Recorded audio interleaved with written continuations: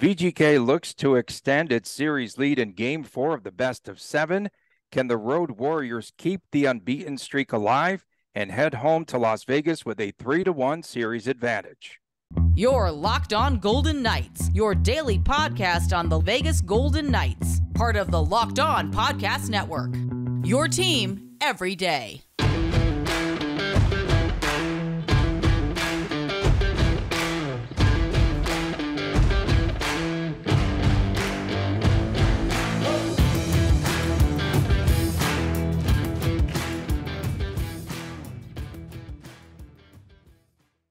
Hi again, everyone. Tony Kardasco along with Chris Golick, your team VGK every day. Thanks for making us your first listen.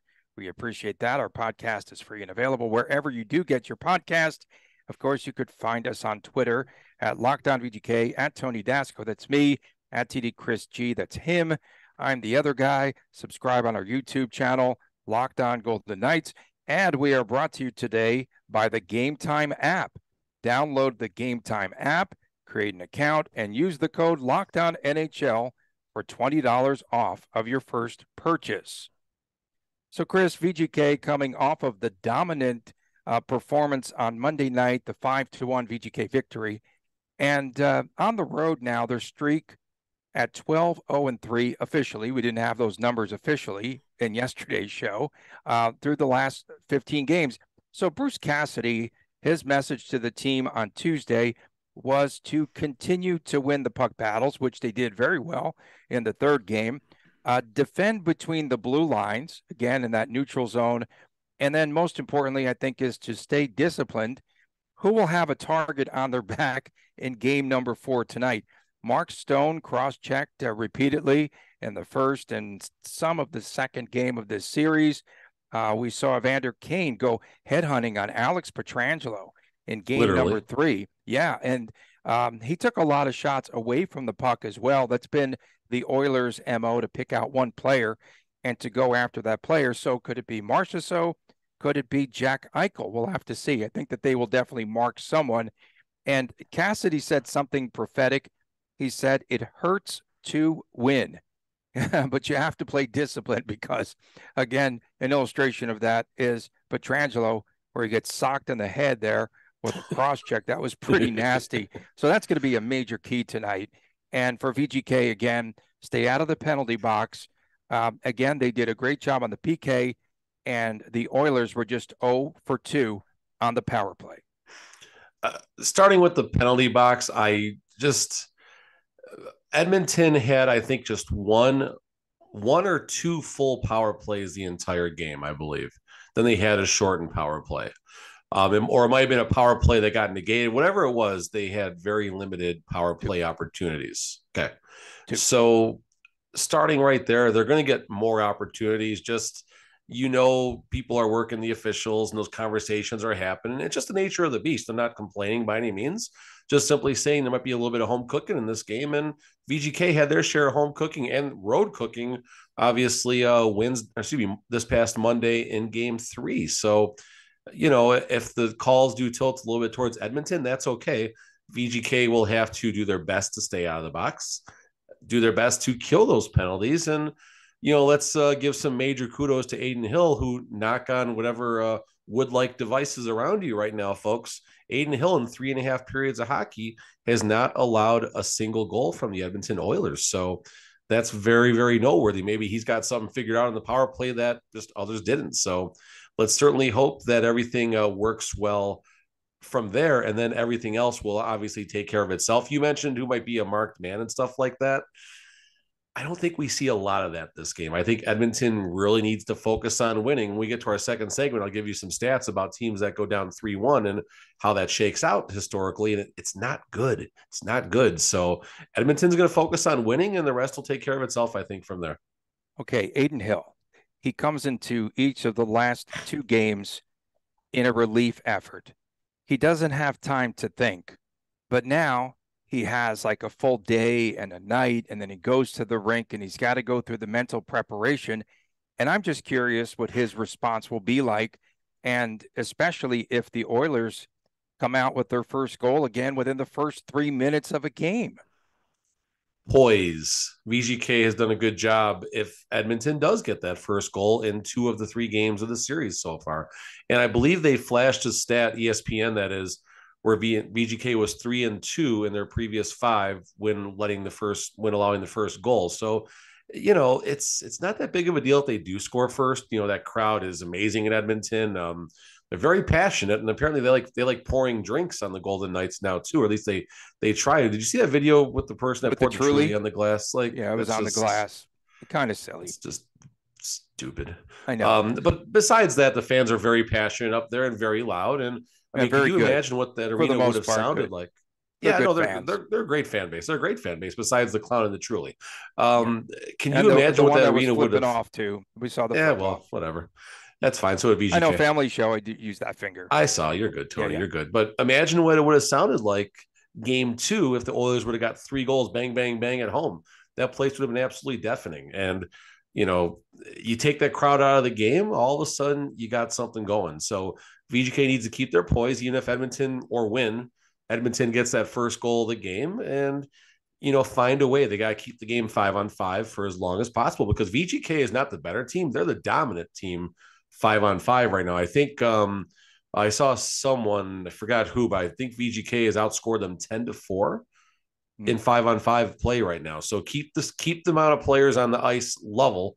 5-on-5, 4-on-4, I'll even take our chances, but keep it even, and then the rest will take care of itself. And we got a good shot to take it back home 3-1. Now the public is all over the Edmonton Oilers. My buddy Chris Condos gave me a little tidbit. Yeah, the odds are 180, so plus 160 approximately. Plus 160. But like 68% of the public loves the Edmonton Oilers. And I'll give you a clue about these sports books, folks. They weren't built by the American public winning bets.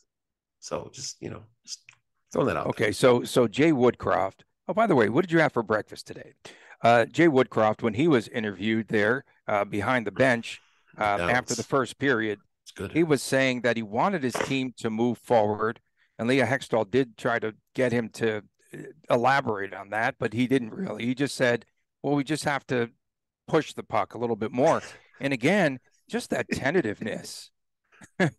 He was tentative in the interview even. Yeah, no, the tentativeness of his team. Like, here's a team that can score like a goal here a minute pretty much. And now all of a sudden they're overpassing. And then also that Edmonton defense was quite, as you might say, leaky. They were definitely leaky in game number 3. So I'm just wondering leaky the whole series. Even game 2, they were a little bit leaky at times. Yeah, pretty interesting though. So hopefully, they are able to shoot the puck and then we have a better game. I think the fans want to see a pretty good game. Not 5-1. Oh no, I want a 5-1 VGK winner. You do? Okay. I want a 5-1 VGK winner. I don't want a good game. I mean, listen, if it's a close game, VGK comes out on the wrong side, I'm okay with that. Of course, we hope for the win. I'm curious what Woodcroft does have, because I think under the McDavid era, they're like going into game 2, like 7-0 coming off of a loss or just something stupid like that. Stupid in a good way, stupid with the one finger, not the middle finger, but they're that good. And is that Woodcroft? Is that just Edmonton and Draisaitl, saying, okay, stop it. We gotta, whatever it is, they're very good coming off of a loss. So hopefully Cassidy has something up his sleeve. And I was thinking about this earlier. I wonder what the game plan is for Cassidy. VGK is coming back no worse than 2-2 right now, which the home ice advantage still, whether that matters or not, who the heck knows, but home ice advantage, VGK, no matter what, will be a favorite to win this series, win or lose after game 4. So you almost wonder if Cassidy goes pedal to the metal as far as the forecheck goes, just an absolute relentless. VGK is either winning this game, 7-4 or losing this game 9-2. Like, that type of vibe as far as just an all-out assault. And I don't know if that's the best idea or not, but I don't think VGK had a great effort in game 3. I don't know if that same effort is going to be good enough to beat Edmonton in what can be expected to be their best effort of the season. So if they're going to have their best effort, we better elevate our game a lot over game 3, because Edmonton's going to come out smoking and they're going to score in the first 4 minutes because, well, they're Edmonton. And what's the response going to be? And who's going to offer the response? Exactly. And Cassidy wants his team to cut down on those odd man rushes. We saw 3 of them by Edmonton in the first period. Again, but that was the system. Pretty much they were pinching way too much getting in. Yes. Defensemen can't get in that deep against an Edmonton team. I'm sorry. No. I just thought that was a really bad strategy. And I think I'm starting to really believe that there were a few things that Cassidy's been saying that I think he's getting from this show. I want him on this show to talk music with us. I mean, he was talking about, hey, if Draisaitl scores that goal, it's a different game. The one that rang off the post. Well, we're saying it rang off the post. We said it would have been a different game if Draisaitl put that puck in there. I was waiting for a Pearl Jam song reference in there somewhere. No, I'm not. I don't want to go there again. I ran out of Pearl Jam tunes. Yeah, no, I was thinking about a few. I could have probably kept on going, but I waved the white flag on that. I'm trying to think of a song. I can't. No Surrender, whatever. Anyway, moving forward, that's Cheap Trick. But going past that, I mean, yeah, Cassidy, he definitely, whatever they adjusted, they made an in-game adjustment to stop allowing all those odd man rushes. It wasn't Edmonton necessarily changing their strategy. Cassidy did something. He's probably not going to say what he did, but I think with the system, when you have an aggressive forecheck against a fast team like the Edmonton Oilers, it has to be executed to perfection. Hopefully you're going to disrupt the speed, the rhythm of the first breakout pass. And if you don't do that, your second wave of defense better be in the right spot, because if your defensemen are not already in the process of skating backwards and that breakout pass starts, you're screwed. And here they come, 2-on-1, 3-on-2, 3-on-1 even. I mean, so good job to however they adjusted in the first period, but they can't allow 3 odd man rushes in the first, or it might be 4-0 by the end of the first period. Again. I was impressed with VGK's offensive execution in game number 3. Fantastic. And here's something about the totals, because this is a gambling town, the Mecca here in Las Vegas. So the odds makers moved the line from 6.5 to 7 in each of the last 2 games. We get a total of 6 goals in each game, but those 6 goals came with plenty of time to score goal number 7, perhaps an empty netter, something else. Shenanigans. It's all rigged. It's all rigged. So I just wanted to make that point. They know. If you would tell me a team scores 5 goals and these games are going under, I'd have thought you were crazy. Right, exactly. Same thing here. And they're scoring them pretty early, in the contest. And you're thinking, oh, wow, I'm going to get that number easily. And then they just back off. And we're seeing each team where, especially in games 2 and 3, the 5-1 games in each direction, where they'll push a lot and then they'll back off because they want to try to preserve some energy, because they're both each team expecting a very long series, perhaps 6. We haven't had best on best 6. yet. We have not had a best on best game yet. I'm really curious to see what that looks like. I would love to see that. That's what I'm saying. That would be pure Game 8. Game 8 could be best on best. Game 8. I'm looking forward to that. So is tonight a must win for the home team, for the Edmonton Oilers? We could talk about that. Perhaps Edmonton might be pressing a little bit in this game here on their home ice, and VGK should be playing very loose and with nothing to lose. We'll explore more about that. We return right here on Locked On Golden Knights. There's no I in team, but there is one in Indeed, and that's the hiring platform that you need to build yours. When you are looking for some talent, you definitely need Indeed. Indeed is the hiring platform where you can attract, you can interview, and you can hire all in one place. And instead of spending hours on multiple job sites searching for candidates with the right skills, Indeed is a powerful hiring platform that can help you to do it all. The fact that Indeed can streamline the powerful tools that help you match candidates. They have instant match. Over 80% of the employers get quality candidates whose resume on Indeed matches their job description the moment that they sponsor a job. So that's really good news. We get you a step closer to the hire by immediately matching you with quality candidates. Even better, Indeed's the only job site where you only pay for applications that meet your must-have requirements. So join the more than 3 million businesses worldwide that use Indeed to hire great talent fast.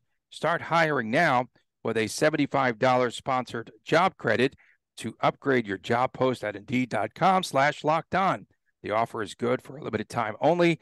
Claim your $75 credit now at Indeed.com/lockedon. Indeed.com/lockedon. Terms and conditions apply. If you need to hire, you need Indeed.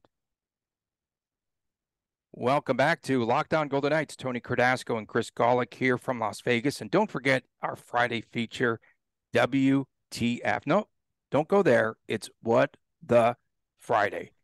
Some days it's there. Some days it is there, for sure. And for some of the fans in each city in Las Vegas and in Edmonton, we've seen the middle finger. So it is WTF. So Chris, ESPN even had it in their open for crazy, game right? 2, and then after they won, I love it. It's so much fun. So are we going to see a very desperate Oilers team on the ice against VGK tonight? Yeah, I mean, I think the game starts kind of status quo where both teams will feel each other out. Eventually, Edmonton will get that goal in the first 3 or 4 minutes, which they always seem to do. But as the game progresses, especially if it's close or if VGK is winning, which of course we all hope that's going to be the case, Edmonton's going to press and press and press. And it would not surprise me if McDavid and Draisaitl spent nearly 30 minutes on the ice of this game, probably 26 of them together, 26 minutes together. According to the puck reports, teams that fall behind 3-1 in the playoffs, it's a 90-10 proposition. 90% of the time, if you are down 3-1, you're toast. It's only happened, I think, 30-something times, according to the puck report. Unfortunately, one of those times was San Jose over Vegas, and that not a major drama. So hopefully, let's get up 3-1, and hopefully we don't find our name on that list for the second time in just a few short seasons, because that would absolutely suck if that happened. But back to Edmonton, you expect their best effort of the game. You expect them to come out absolutely firing on every single cylinder that they have. McDavid and Draisaitl are going to do their thing. Haven't seen much from Nugent Hopkins this series, and Evander Kane outside of shenanigans. So you expect them to be pressing a little bit more.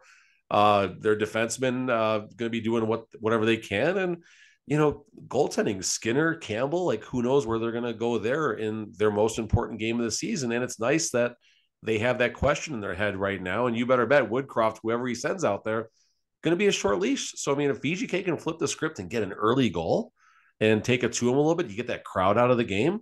All of a sudden, Edmonton's going to press. And like you said, Tony, in yesterday's show and on Twitter a few times today, they're going to be second guessing themselves. You get Edmonton second guessing, you take the instinct away from them, it becomes a much easier out at that point. Yeah, for sure. It's a mental game as well, and especially during a grueling series. It's mental warfare. It's called what it is within yourself. It is that chess match back and forth. And I am just most intrigued, especially in a series, and just the adjustments and the games within the games and some of the gamesmanship. We've heard players, well, maybe we'll get the calls in this next game. Maybe the calls will start turning our way. VGK has been doing an awful lot of lobbying. Woodcroft's got Cassidy. The best ref in Connor McDavid out there, so he knows all. McDavid's the best ref. Woodcraft had some other words too. Don't lobby through the media.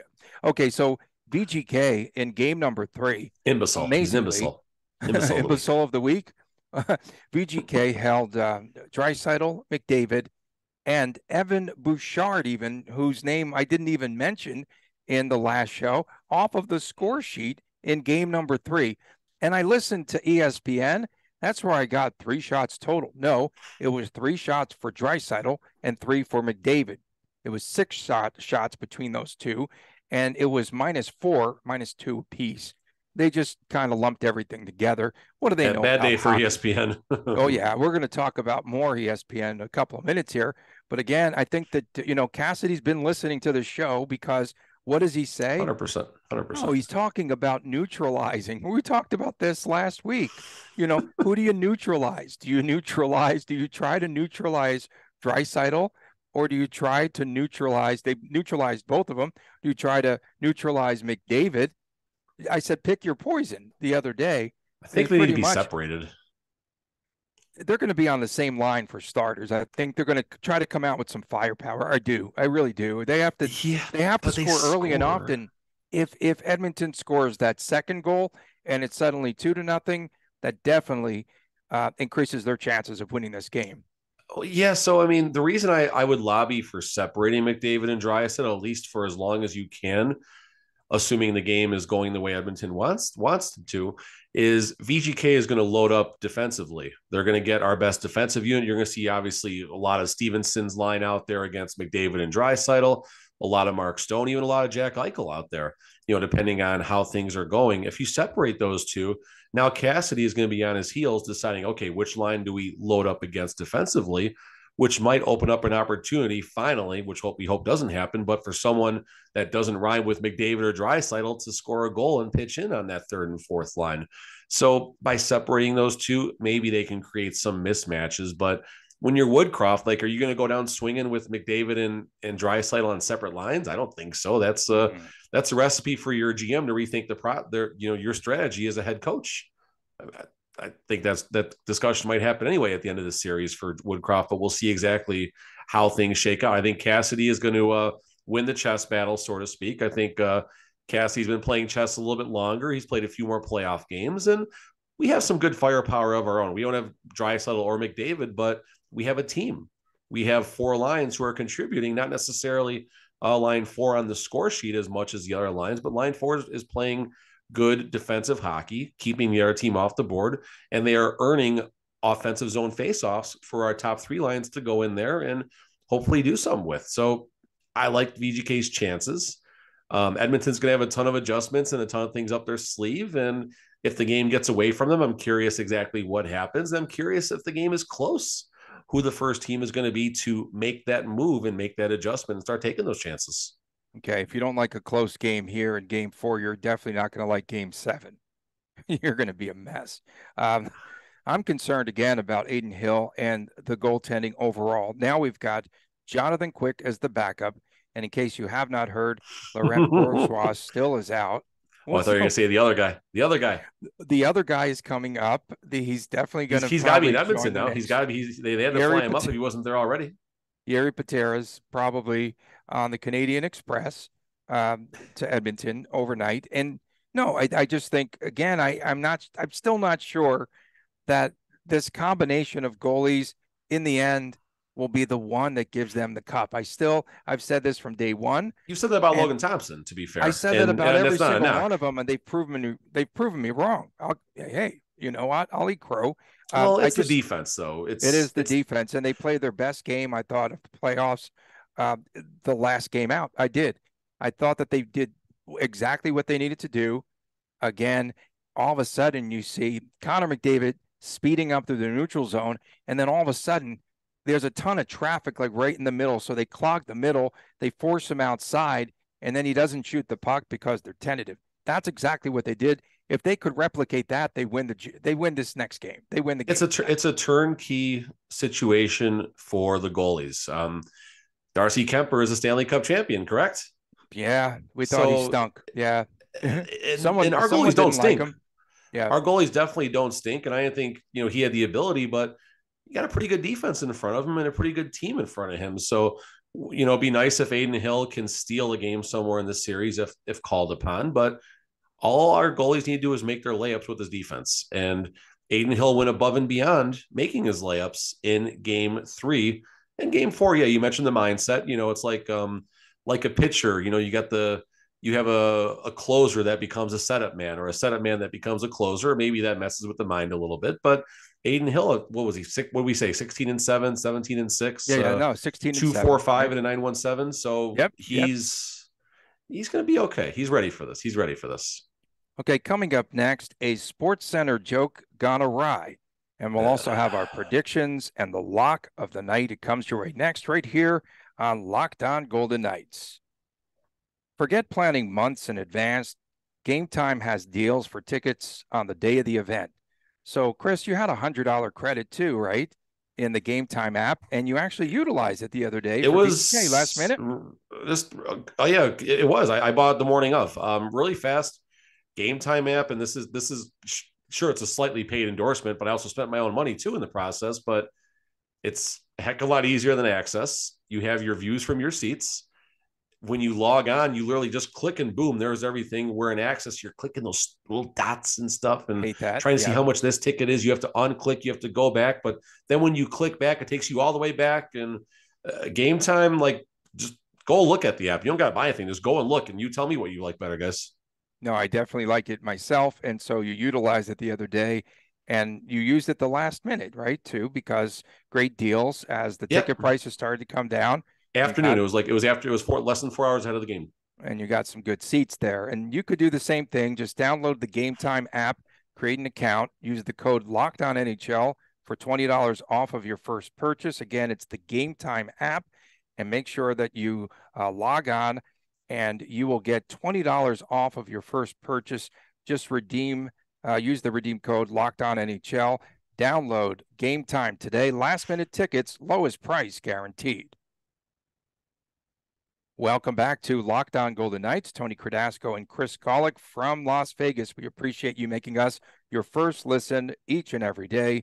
So the Golden Knights, they play the Edmonton Oilers tonight at 7 o'clock Pacific. It's Game 4, and VGK could come home with a chance to clinch the series with the win at the Rogers Center.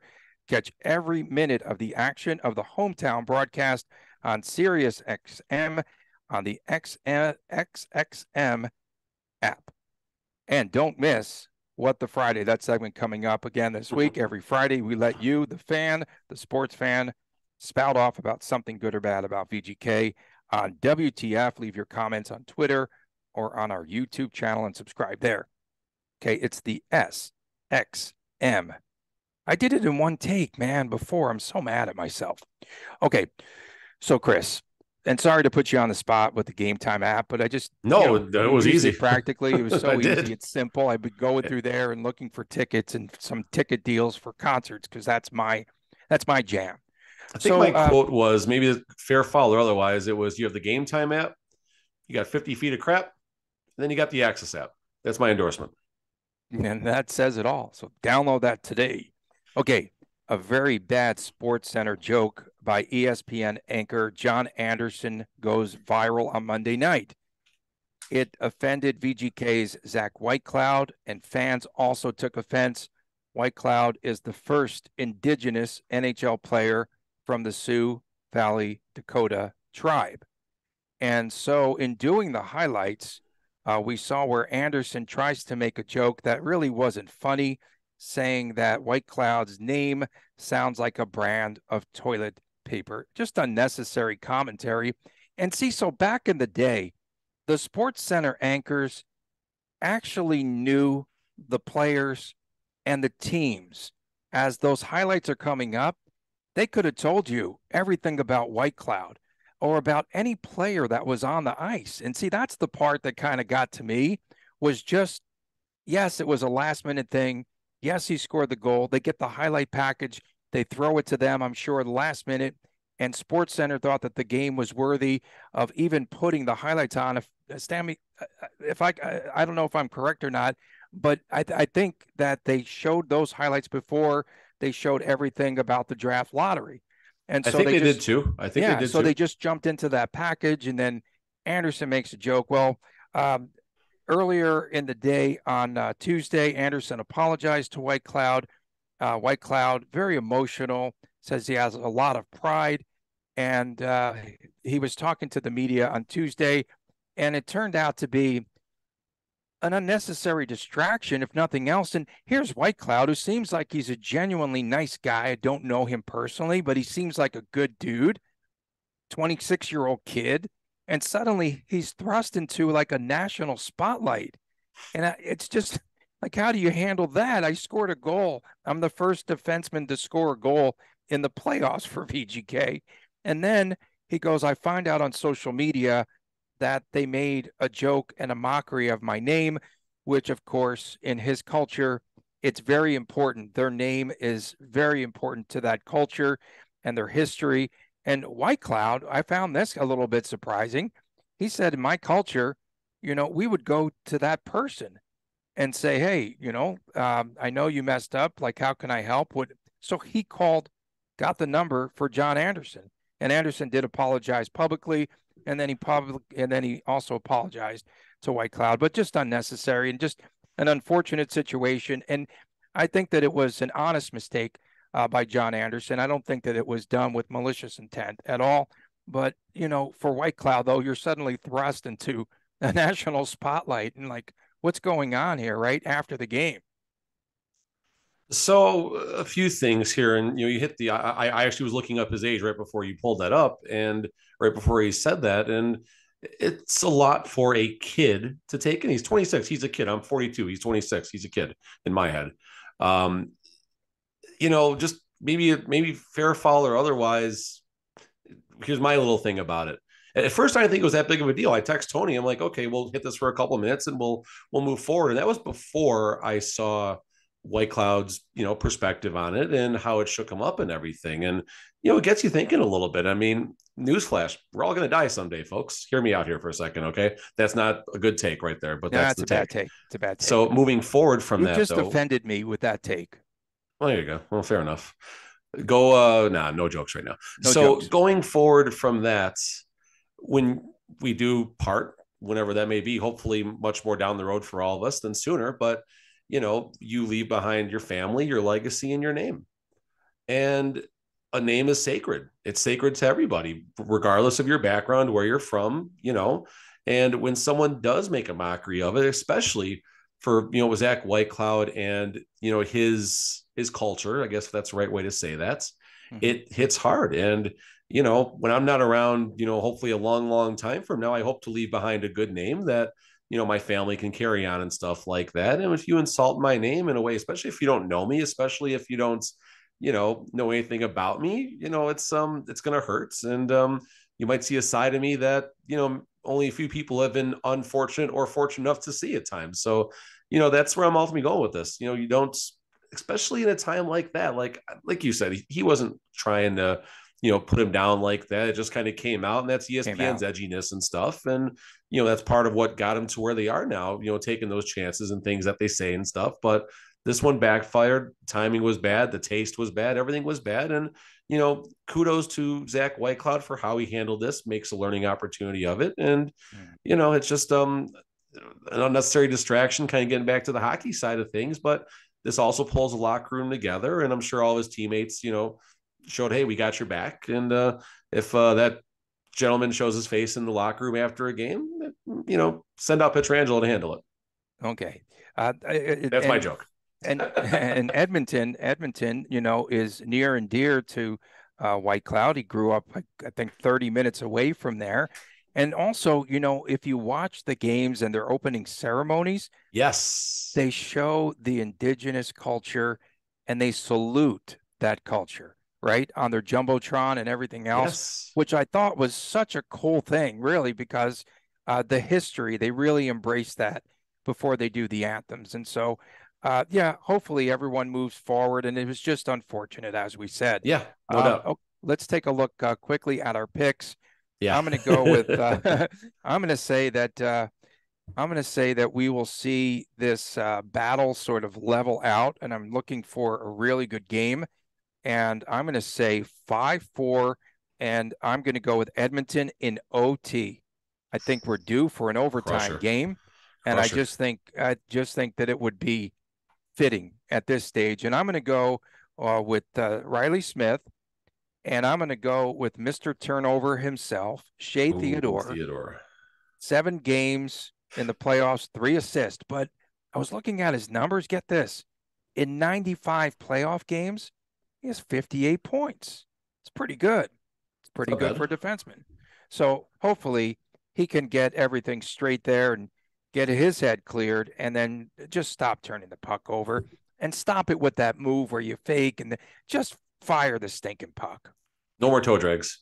No more toe drags. No more messing with the puck at the blue line. No, he does the pump fake thing, and then he slides over, and then he does the toe drag, and then he fires the shot, and then it's blocked.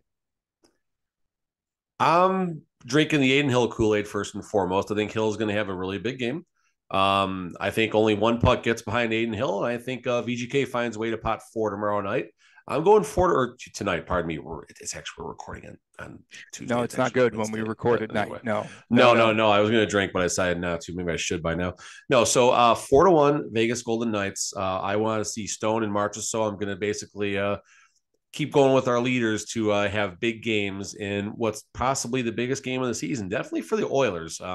VGK's got some house money in this game, so they can go into this game pretty relaxed. But I think that's going to be advantage Vegas Golden Knights, and I think they're going to find a way to get this done. I'm going to give the edge to Cassidy for finding ways to be a step ahead of Woodcroft in the adjustments. And it's a team game, not a Draisaitl McDavid game. It's not even just a power play game. Although if they do make it a power play and special teams battle, that's not good. I'm going to say this. I think I've said this every show for the last 8 or 9 days now. If VGK can win or tie the special teams battle, 3 of the however many games this series is going to go, VGK will advance. In 3 games, we've tied twice and lost once. So there you go. So VGK 4-1, Stone and Marchessault. I'll give you little Chris's pick tomorrow on Twitter. Okay. And I also think that it's going to be important to watch how the referees officiate this game, because they did let a lot of the nonsense. Both teams got away with it. Yeah, both sides got away with it, especially early on in the first period. And the big one I thought that they missed was the high stick by Eichel, skates down the other end, and they score the goal. And I thought that was sort of a backbreaker. So hopefully it's not decided by officiating. I just, and if they're not go on the Oilers Twitter and tell me it's not decided by officiating. If they're not going to blow the whistle, okay, then let them just maul each other. Like to see that. So that should be a lot of fun. The refs, I don't want them having a part in this game. I mean, obviously, if it's got to be called, it's got to be called. But the perspective penalties, the ones that are left to a little more interpretation, let it go. Unless it's a scoring chance, something dumb after the whistle, something dangerous, let it go and let teams figure it out for both sides. And Foley he just sweetened the pot too for the refs. He's going to give them a suite at the Oakland A's, Las Vegas A's games at the Tropicana. Wherever the stadium is going to be. Field. Yeah, wherever it's going to be. Coming up on tomorrow's show, of course, we'll have a recap of tonight's game. We thank all of our everydayers for tuning in, the folks that are with us each and every day. Keep pumping all those comments. We really do appreciate it. We try to get back to as many of you as possible. Sometimes during the game, we want to watch the game, but we'll get back and we like the conversation. Tomorrow's a little easier. It's a later game. Yeah, it's a back and forth. And again, face-off time at 7 o'clock on Wednesday night Pacific time. For my man, Chris Golick, I'm Tony Cardasco. We appreciate you all tuning in. Thanks for making us your first listen each and every day. We'll see you tomorrow right here on Locked On Golden Knights.